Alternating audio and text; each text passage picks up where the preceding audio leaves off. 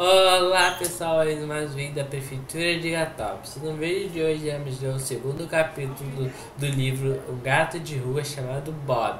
Nós lemos o primeiro, você pode conferir no primeiro pesquisando Leitura Felina. Primeiro capítulo do livro O Gato de Rua, chamado Bob.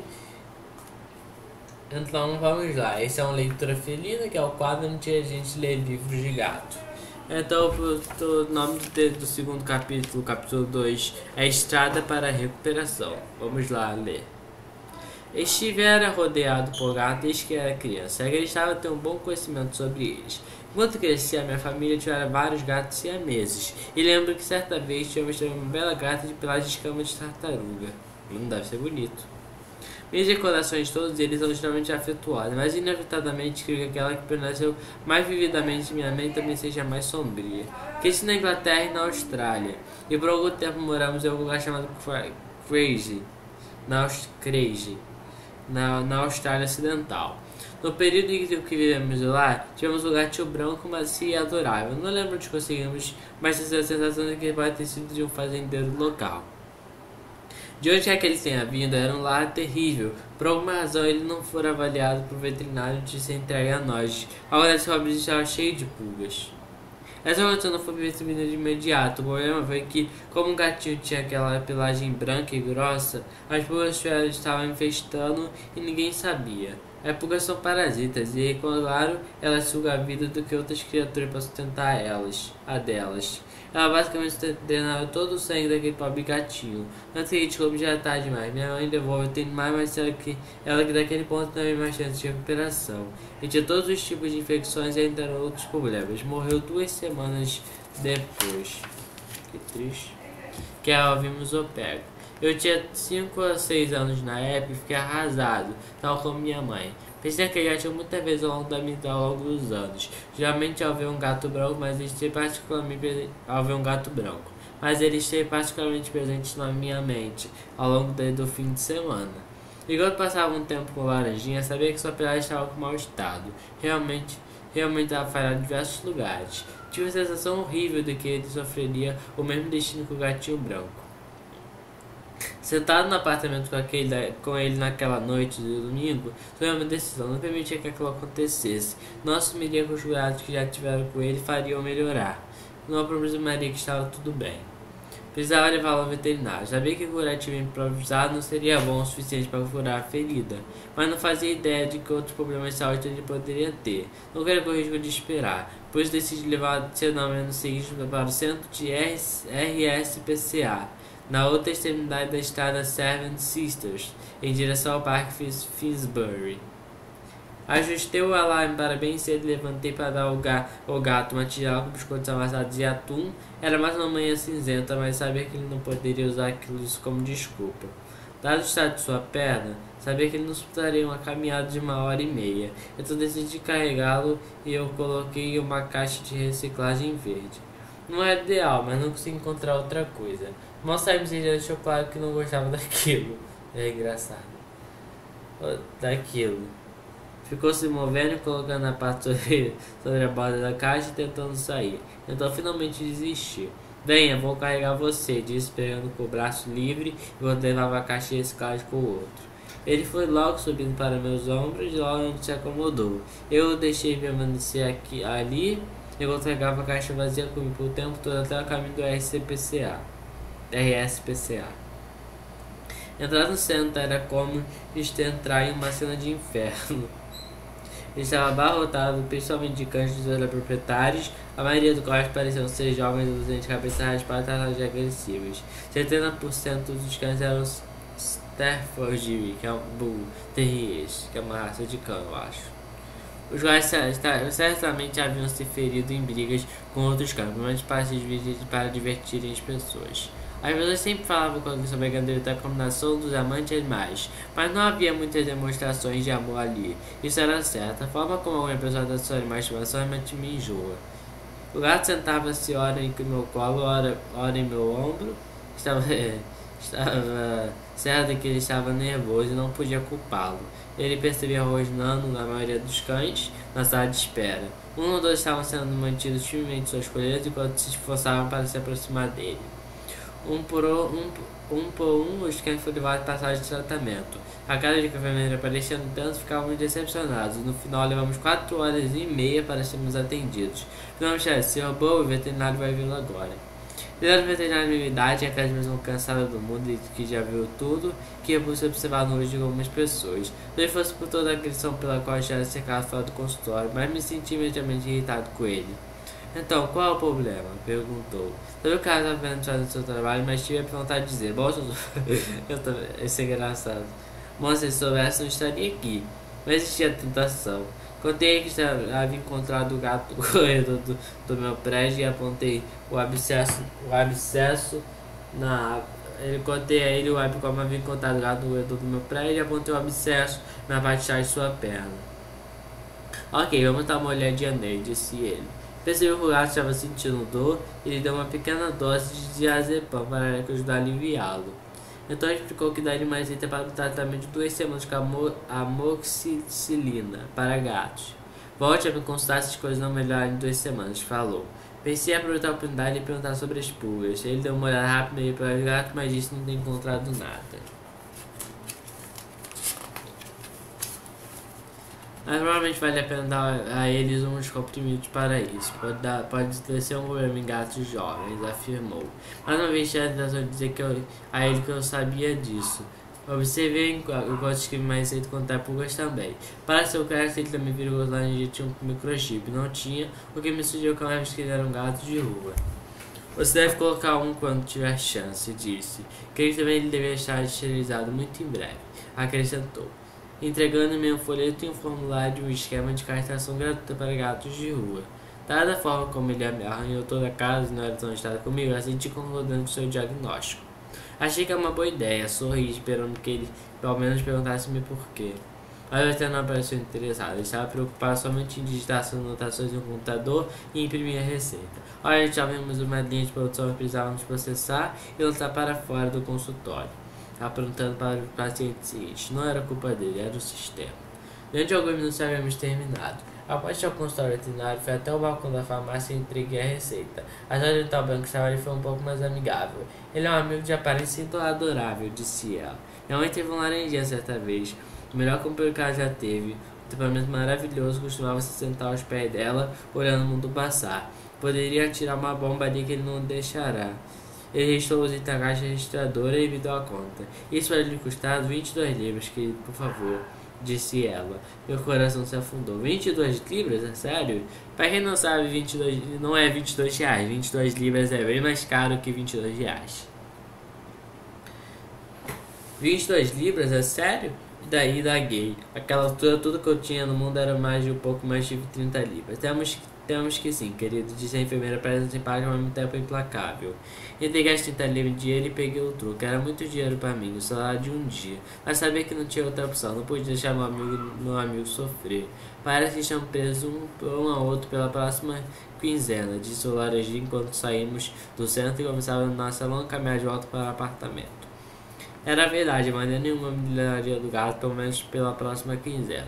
Não até que ele completasse seu tratamento medicamentoso. Ninguém mais se preocuparia em se certificar de que ele tomaria seus comprimidos, e eu não podia deixá-lo nas ruas ou ele poderia pegar uma infecção. Não sei porquê, mas a responsabilidade de cuidar dele blindou-me um pouco. Senti como se tivesse um propósito extra em mim, algo de positivo a fazer por alguém ou por algum animal, além de mim mesmo. Na carta de loja Mário comprei uma comida para 2 semanas. Na SPCA havia recebido uma amostra de alimento com forma manipulada e dele para que ele experimentasse na noite anterior. Ele gostou, por isso comprei um saco daquilo. Também comprei um suplemento de ração para gato, custou-me cerca de 9 libras, que realmente era todo o dinheiro que eu ainda tinha. Naquela noite tive que deixá-lo sozinho e me dirigir para conversar com a minha guitarra. Agora tinha 2 bocas para alimentar. Ao longo dos dias seguintes, enquanto dava para que ele recuperasse a saúde, pude conhecer um pouco melhor. Agora tinha dado o nome dele, Bob. Tivera essa ideia por assistindo DVD uma das minhas favoritas. Tim Pack, tinha um personagem na série chamado Bob Assassino. Na verdade ele era esquizofrênico, personagem tipo Dr. Jack e M.R. Hyde. Parte do tempo era um cara normal, só em outros momentos era uma espécie de louco descontrolado. Laranjinha era um pouco assim. Quando estava feliz e contente, não podia ver mais calmo e gentil. Mas quando a agitação dominava, ele podia se tornar um pouco mais completo maníaco quando a voz também fica assim, quando pelo apartamento. Estava conversando com minha amiga Beth essa noite quando me dei conta disso. Ele veio com mal assassinato e Pax, disse recebendo dela um olhar diferente. Mas isso não importava, era o Bob pronto. Gostei desse nome, aliás. Estava muito claro para mim que agora o Bob devia ter vivido nas ruas. Quando ele era hora de usar o banheiro, ele se recusava ir até a caixa de areia que havia comprado para ele. Em vez de precisar levá-lo para baixo, deixá-lo fazendo suas necessidades de jardins que cercavam os apartamentos. Ele saía correndo até alguns trechos de vegetação mais alta e fazia o que era necessário. E se cavava o chão para encobrir as evidências. Vendo passar pelo seu ritual matutino, eu me perguntava se ele pertencesse a viajantes. Havia um bom número dele ao redor da região de Torteno. Na verdade, havia um acampamento deles em um terreno próprio, terreno perto do meu prédio. Talvez eles tivessem sido parte de uma família. Ele definitivamente não era um gato doméstico, isso eu já sabia. Não havia dúvida do que ele estava desenvolvendo um carinho por mim, assim como de fato eu por ele. No começo ele tinha sido carinhoso, mas ainda um pouco cauteloso comigo. Porém, com o passar dos dias se tornou cada vez mais confiante e amigável. Ele ainda podia ser muito violento e até mesmo agressivo às vezes, mas agora compreendia que era pelo fato de que ele precisava ser castrado. Nossa vida se estruturou em torno de certa rotina. Eu deixava Bob no apartamento pela manhã e me dirigia para Covent Garden, onde tocava até que tivesse dinheiro suficiente. Quando voltava ao apartamento, ele estava me esperando na porta da frente. Então me seguia até no sofá e assistia a televisão comigo. A essa altura estava começando a perceber o quão esperto era o gato. Notei que ele entendia tudo que eu dizia a ele. Quando dava um tapinha no sofá ou quando dava em sentar-se ao meu lado, ele vinha. Também compreendia o que eu queria dizer quando avisara que ele ia na hora de tomar o remédio. Toda vez que ele olhava para mim é como se dissesse, eu tenho mesmo que tomar? Mas não lutava comigo, enquanto eu colocava o nome de sua boca e esfregava suavemente até que ele engolisse. A mão de gato fica quando alguém tenta abrir sua boca, mas ele já confiava em mim. Foi nessa época que eu percebi que havia algo de realmente especial nele. Eu nunca havia encontrado um gato parecido com Bob. Ele não era perfeito de forma alguma. Sabia de onde via a comida e regularmente estava atrás da presença ser convidado, derrubando os panéis de frigideiras enquanto procurava alimento. Os armários e a porta da geladeira talvez já traziam marcas de arranhões, mostrando os locais como se ele estivesse tentando freneticamente alcançar algo gostoso para comer. Para ser justo com ele, Bob obedecia se eu dissesse não. Tudo que eu precisava fazer era dizer: não fique longe daí, Bob. Não, fique longe daí, Bob. E ele escapulia. Mais uma vez isso demonstrava o quão inteligente ele era. E mais uma vez ele levava todos os tipos de perguntas sobre o seu passado. Será que um gato feral de rua ou prestaria tanta atenção ao que um ser humano lhe dissesse? Eu duvidaria. Realmente gostava da companhia de Bob, mas sabia que precisava ser cuidadoso. Não podia fechar uma amizade muito forte porque mais cedo ou mais tarde ele iria querer voltar para as ruas. Não era o tipo de gato que gostava de ficar fechado permanentemente. Não era um gato doméstico. Por enquanto contudo, eu era um guardião e estava tentando fazer o meu melhor para tentar cumprir esse papel. Sabia que precisava fazer tudo possível para prepará-lo para o retorno às ruas. Por isso, certamente preenchi o formulário veterinário da RSPCA havia me dado para o serviço gratuito de castração. Por isso, postei no correio para minha suspeita resposta dentro de poucos dias. A gata continuou a certificado que nos garante uma castração gratuita. Não mais ele desceu até a rua para que ele tivesse necessidade lá de falar novamente. A gajaria que havia lhe comprado não sido limpas e não utilizadas, e ele não gostou delas.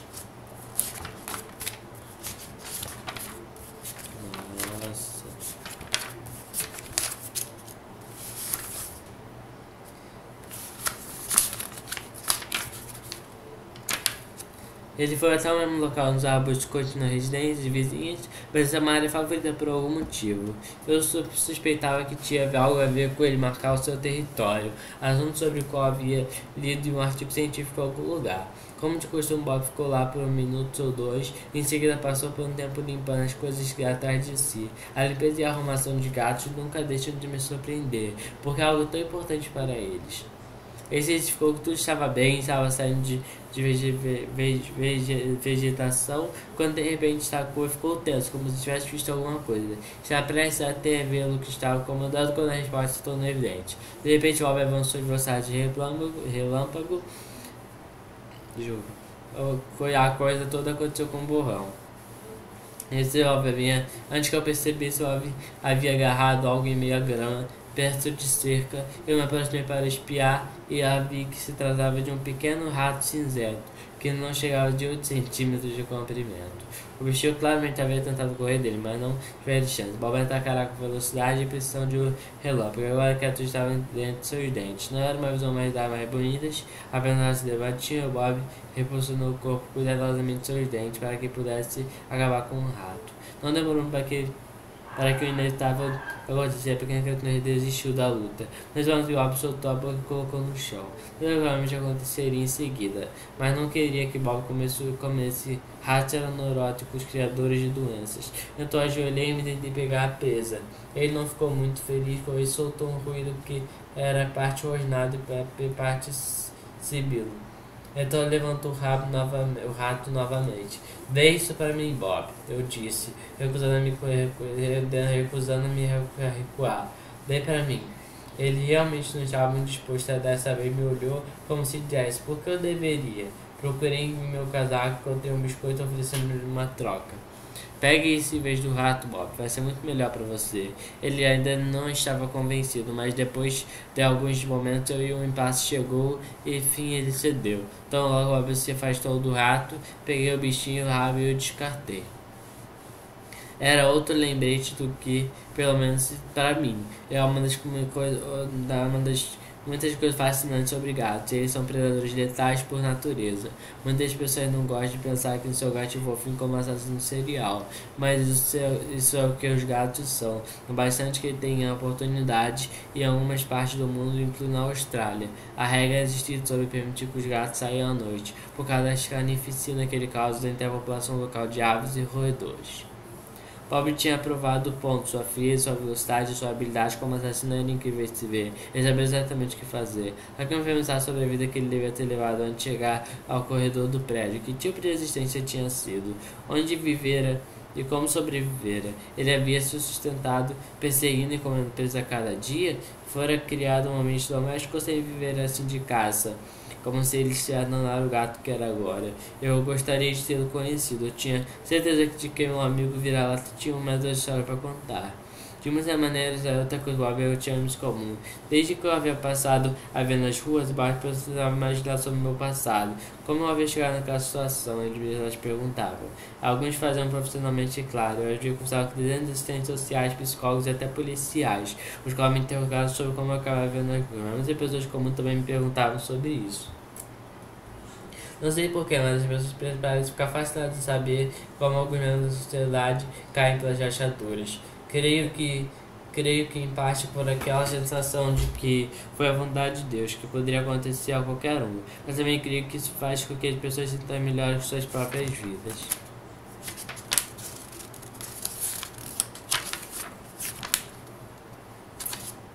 Me perdi. Aqui. Isso aí faz pensar, bom, acho que minha vida é ruim, mas poderia ser pior, poderia ser aquele Bob coitado. A resposta para como alguém ou como eu acabo nas ruas é sempre diferente, claro, mas geralmente há alguma semelhança. Muitas vezes as drogas e o álcool desempenham um papel importante na história. Contudo, em alguma enorme quantidade de casos, a estrada que nos leva a viver na rua se estende por todo o caminho de volta até a nossa infância e nosso relacionamento com família. Essa foi exatamente a forma como aconteceu comigo. Vivi uma infância sem raízes, justamente porque passei viagem entre o Reino Unido e a Austrália. Nasci em Surrey. Quando tinha 3 anos, minha família mudou-se para Melbourne. Meu pai ficou em Surrey. Minha mãe se afastou com todo o aborrecimento, arrumando emprego e vendedora com Hank Sharrock, a empresa de fotocópias de Melbourne. Ela era muito boa nisso, era uma das melhores vendedoras da empresa. Minha mãe tinha conselho nos pés, quando cerca de 2 anos mudamos-se para Melbourne, na Austrália Ocidental. Ficamos lá por cerca de 3 ou 4 anos, até ter mais ou menos 9 anos. A vida na Austrália era muito boa, viemos de uma sucessão de grandes bangalôs, cada um dos quais com um grande jardim na parte de trás. Eu tinha todo o espaço que um menino poderia querer, para brincar e explorar o mundo. Eu adorava a paisagem australiana. O problema é que eu não tinha nenhum amigo. Achei muito difícil me adaptar à escola, principalmente acredito porque nós não mudávamos muito. Antes de me ajustar a vida na Austrália desapareceu quando tinha 9 anos e nos mudamos de volta para o Reino Unido e para Surrey, perto da Rochmond. Nesse período já estava retomando minha vida no hemisfério norte, quando tive que me mudar mais uma vez de volta para a Austrália Ocidental, quando tinha por volta de 12 anos. Dessa vez chegamos em um lugar chamado Queen's Rock. Foi muito lá que muitos dos meus problemas realmente começaram. Creio eu que funciona que outras aquelas viagens. Nunca viemos em uma casa por mais de 2 anos, mas sempre estava comprando e vendendo, mudando-se o tempo todo. Nunca tinha uma casa de família e nunca vi em um lugar só, em um só lugar. E finalmente não tínhamos uma vida semelhante à dos ciganos. Tínhamos uma vida semelhante à dos ciganos. Não sou psicólogo, mas conheci minha cor deles ao longo dos anos. Noto em minha mente que mudávamos demais de casa. Isso não era bom para uma criança em desenvolvimento. Era muito difícil para mim se envolver socialmente na escola. Era muito difícil fazer amigos. Estava sempre tentando arduamente. Vivia ansioso para impressionar. O que não é algo bom quando você é uma criança. Geral, o resultado oposto, com a cabeça fã de bullying em cada escola que frequentei. E sua voz ruim em Queen's Rock. Provavelmente era que ela mantinha sotaque britânico e minha atitude ansiosa para agradar. Eu era mesmo algo falso. Num dia eles iam me apredejar. Literalmente Queen's Rock chamava-se Queen's Rock, a pedra de Queen, por alguma razão. E aquelas crianças aproveitavam todas aquelas bonitas pedras de cálcaro espalhadas por todo lugar. Sofri uma concussão depois de ser bombardeado no caminho da escola para casa. Também não dava o fato de que não me dava bem com meu padrasto na época, um cara chamado Nick. Em minha opinião de adolescente, ele era um idiota, e foi isso que eu chamei, Nick é o idiota. Minha mãe considera juntar-se à polícia em volta para Rochelle, e ele viverá com ela para a Austrália. Continuo vivendo com a mesma existência de nome de por minha adolescência, ainda ter geralmente ligados a muitos empreendimentos e de negócios que minha mãe. Ele era uma mulher muito bem sucedida, em certo ponto começou a fazer vídeos de treinamento e telemarketing, o que deu muito certo por um tempo. Então ele lançou uma revista feminina chamada City Woman, ou Mulher na Cidade, que não deu muito certo. Às vezes tínhamos muito dinheiro, oh Deus, hoje estávamos lisos, mas nunca perdurou por muito tempo. Ela era uma excelente empreendedora. Mais ou menos na metade da adolescência aprendeu na escola. Saí porque estava completamente desgostado do bullying que se encontrava lá. Também não me tornei próximo de Nick.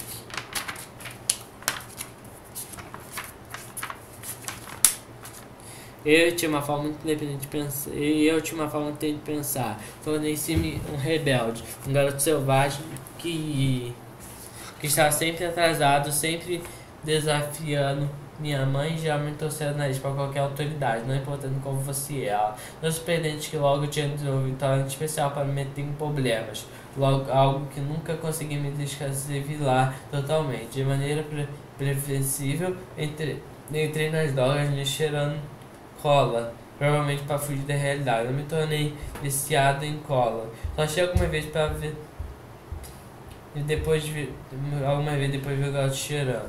Mas foi nesse processo. Depois eu comecei a fumar uma droga e me achei cheirar outra droga, um solvente industrial que você encontra no Vênus e na cola. Estava tudo conectado, tudo fazia parte de um ciclo de comportamentos, uma coisa levava a outra, que levava a outra. E assim por diante. Estava com raiva, senti-me como se não estivesse pegando as melhores ondas. Mostrei minha criança de 7 anos que eu mostraria ao homem, dizem. E eu não estou bem certo de que alguém teria visto em meu futuro quando eu tinha 7 anos, mas certamente poderia ser adivinhado que estava por vir quando eu tinha 17. Ela havia tomado o caminho da destruição. Minha mãe fez o máximo para conseguir me livrar das drogas. Ela pôde ver o dano que eu estava causando, os problemas ainda piores que eu causaria a mim mesmo. como se não levasse dos hábitos que estavam cultivando.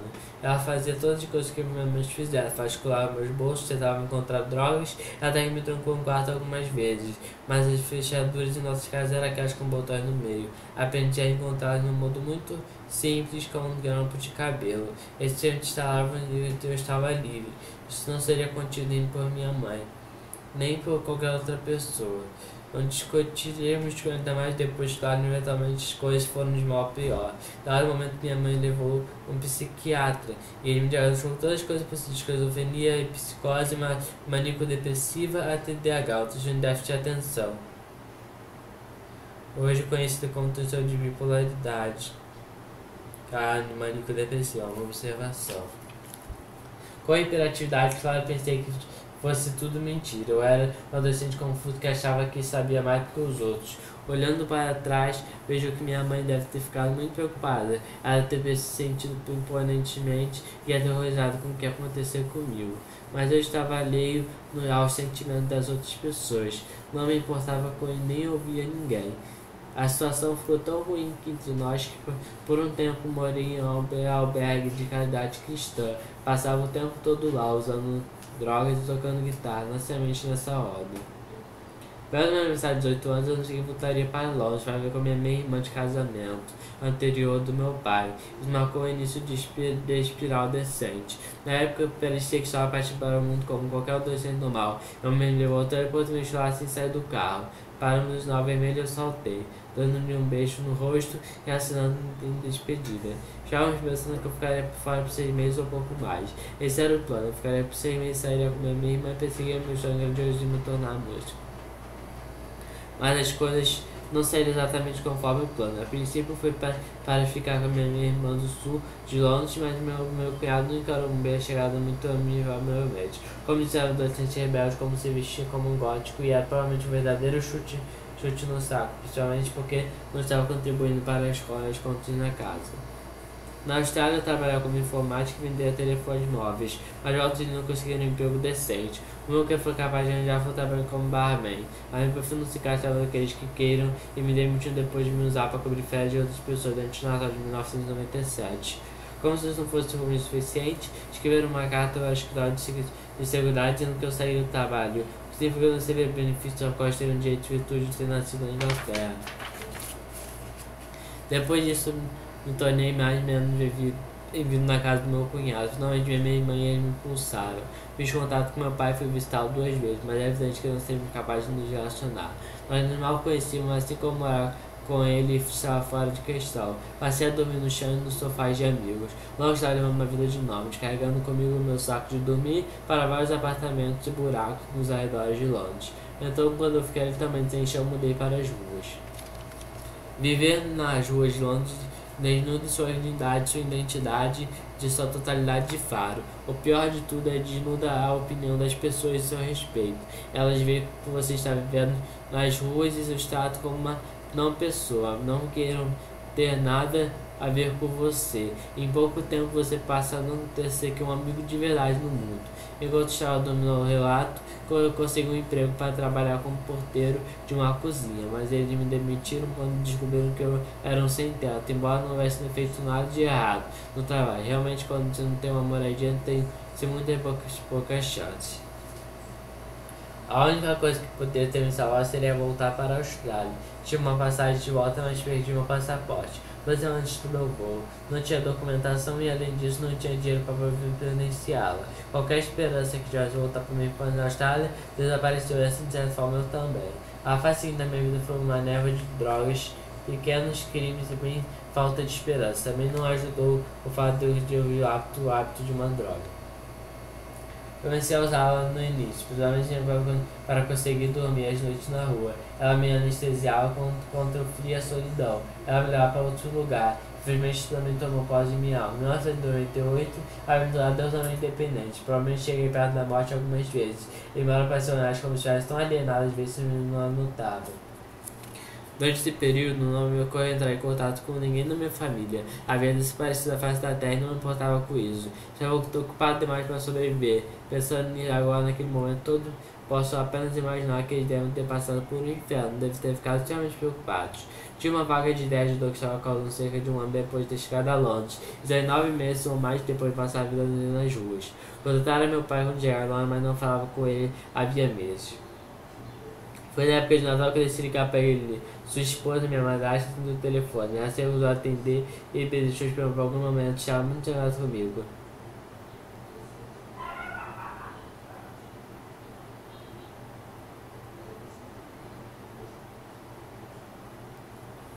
Em que porcaria de lugar você tem andado? Todos nós estávamos desesperados de preocupação com você, disse quando se roubou o suficiente para falar comigo.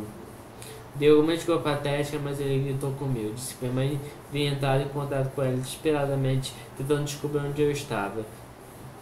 Essa era a medida como se estivesse preocupado. Os dois nunca se falavam. Ele gritou e berrou comigo por 5 minutos inteiros. Pensei que agora se foi uma mistura de alívio e de raiva. Provavelmente pensava que eu estivesse morto ou que estava onde eu estava. Esse foi o período da minha vida durou mais ou menos de um ano. Finalmente foi recheado das ruas por um grupo de caridade para sem-tetos. Fiquei diversos amigos connections. Logo depois da Alameda Santo Martim foi um deles. Na época eu estava dormindo em um relento no mercado ao lado. Acabei de conhecido como lista de habitação vulnerável, a como calificava como prioridade para a moradia subvencionada. O problema é que foi durante a maior parte da década seguinte acabei vendo com albergues, BRBs, beds e breakfast, locais que ofereciam café, cama e café da manhã, casas horríveis de como meus pais viciados em drogas, que roubavam tudo que eu não tivesse pegado no chão. Naquele momento, tudo que eu tivesse havia sido roubado. Tive que dormir com os meus bens mais importantes escondidos, dentro das minhas roupas, bebendo que era sobrevivência era tudo que eu conseguia pensar. Normalmente minha dependência de drogas piorou. Já meio dos caminhos dos 30 anos, meu hábito se tornou tão ruim que acabei parando na reabilitação. Passei 2 meses sendo desintoxicado e eu fui colocado em um programa de reabilitação de dependentes químicos. Por um tempo a ida diária na hotel farmacêutico, os ônibus quinzenal até minha unidade de tratamento dependente de drogas em Camden se tornaram o foco da minha vida, tornaram quase um reflexo. Eu saía da cama e ia fazer um ou outro no piloto automático, como se estivesse em transe. Do que apaixonante muitas vezes eu estava. Participei de alguns grupos de aconselhamento, mas também falava sem parar sobre o meu hábito como se ele tivesse começado e como eu pretendia dar um fim nele. É fácil ver desculpas para um viciado em drogas, mas tenho certeza que tinha razão era meu. Foi a solidão pura e simplesmente a droga que me permitiu me anestesiar. Quanto ao meu isolamento, quanto ao fato de não tinha família ou grande círculo de amigos. Estava sozinho, por mais estranho e incontrolável que isso possa parecer para a maioria das pessoas, a droga era minha amiga. No fundo, porém, sabia que estava me matando. Somente assim, ao longo dos meus últimos passei da droga para a metadona. O opioide sintético é usado como substituto no desmame de viciados em drogas. Na primeira vez, 2007, o plano que eu acabasse começando por fim mesmo no desmame começando e ficasse completamente livre das drogas. Eu não disparar para dentro todo foi um pedaço fundamental desse processo. Era um prédio comum, cheio de famílias comuns e sabia que ele tinha uma chance de colocar minha vida ao alto trilho. Para já pagar lá, comecei a fazer apresentações de rua em Covent Garden. Não era onde mais dava colocar comida na mesa e pagar o gás e a eletricidade. Também ajudava a me manter o equilíbrio, saber que aquele era a minha chance de mudar a minha situação. E eu sabia que tinha que saber. Se um gato fosse um gato, eu estaria em 7ª vida. E esse foi o vídeo, pessoal, que vocês gostaram. Desculpa o vídeo ter longo, mas esperem vídeos longos nessa leitura ferina, porque o livro é bastante longo, mas é bastante divertido e interativo. Espero que tenha animado o seu dia. Próximo capítulo é a esterilização, que a gente vai ler talvez na próxima semana ou talvez essa semana. Aí o livro aqui. E é isso, pessoal. Até o próximo vídeo, que é hoje, que é o Cash Medical Center Biju no Pediatra. A visita na Biju no Pediatra. Então é isso, pessoal. Agora são 2 e ponto. E desculpa o vídeo longo, mas tem que ser, né? Porque o livro é longo. Tchau, obrigado à Secretaria de Educação.